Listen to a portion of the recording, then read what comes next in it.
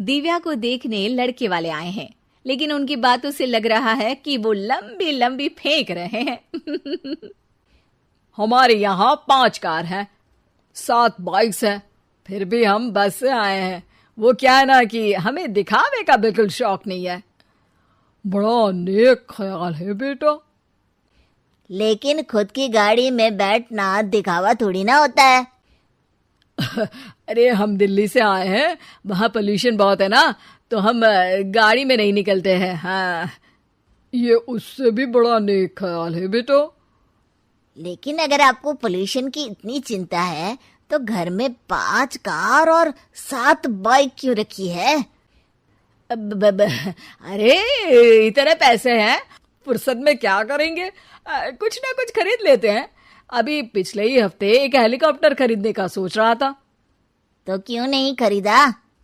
अरे उसके पंखे हवा ज्यादा देते हैं, हमारी माँ को ठंड बहुत लगती है ना, अब बुजुर्गों का ध्यान रखना पड़ता है ना। अरे वाह वाह, ये तो बहुत बड़ा, ऊंचा और नेक ख्याल है। हम कैसे मान ले कि ये लोग झूठ नहीं बोल रहे हैं? अरे हमारा परिवार झूठ नहीं बोलता।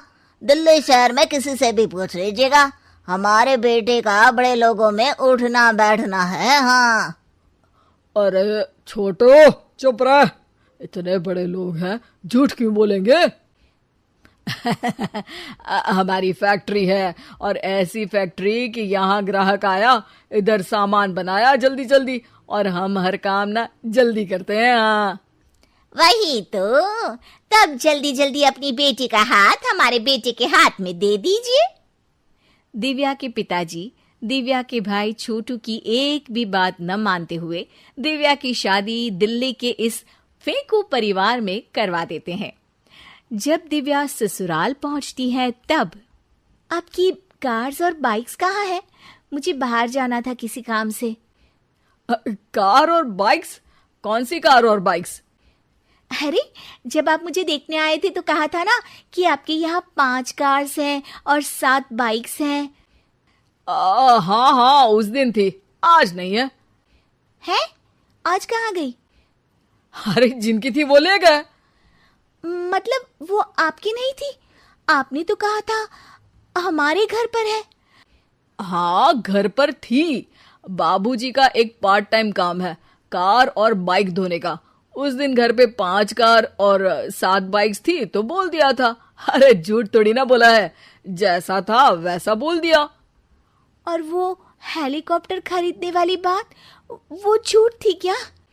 अरे बिल्कुल नहीं, शहर में एक नई कंपनी आई है पंखे की, जिसके पंखे बड़े हैं, कंपनी का नाम हेलीकॉप्टर रखा है। जब लेने गए तो हवा बहुत तेज फेंक रहा था, तो माँ ने बोला ठंडी लगेगी बेटा। वैसे भी दिल्ली में ठंड ज्यादा होती है ना। झूठ कहाँ बोला मैंने, जैसा था वैसा बोल दिया। हे भगवान, और वो फैक्ट्री वाली बात, इधर ग्राहक आया उधर सामान तैयार। अरे वो भी तो बिल्कुल सही है, मेरा ना पानी पूरी का ठेला है, इधर ग्राहक आता है उधर पानी पूरी बना देता हूँ। अरे झूठ कहाँ बोला, जैसा था वैसा बोल दिया। हे राम, मेरे तो करम फूट गए। आपने तो कहा था कि आप लोगों का बड़े लोगों में उठना बैठना है। अरे है तो, पहले मैं बहुत बड़े लोगों के यहाँ नौकर था, जब भी कोई गलती करता तो वो मुझसे उठक बैठक लगवा देते। हो गया ना बड़े लोगों में उठना बैठना।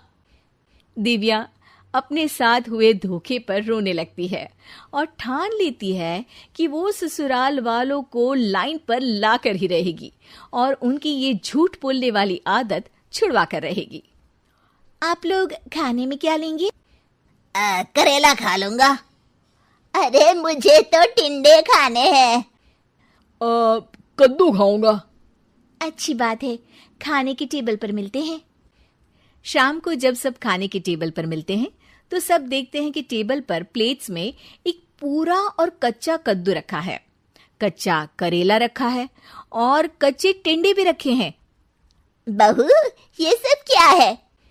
ससुर जी के लिए करेले, आपके लिए टिंडे और श्रवण जी के लिए कद्दू।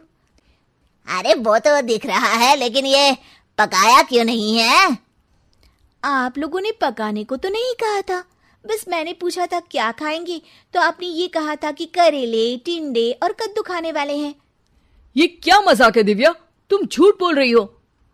अरे मजाक कहाँ है, आपने कहा कद्दू खाएंगे तो खाइए, ऐसे थोड़ी ना कहा था कि पका हुआ खाएंगे। और वो आप क्या कहते हैं, जैसा था वैसा बोल दिया, झूठ कहाँ बोला मैंने। दिव्या की बात सुनकर, समझकर सब शर्मिंदा हो जाते हैं और उन्हें अपने किए और झूठ बोलने की आदत पर पछतावा होता है। दिव्या समझदारी दिखाते हुए उन्हें सच के रास्ते पर चलने और किसी से मजाक में भी झूठ ना बोलने की सीख देती है और उनके काम में मदद करके उनके काम को और बड़ा बनाने में मदद करने लग जाती है।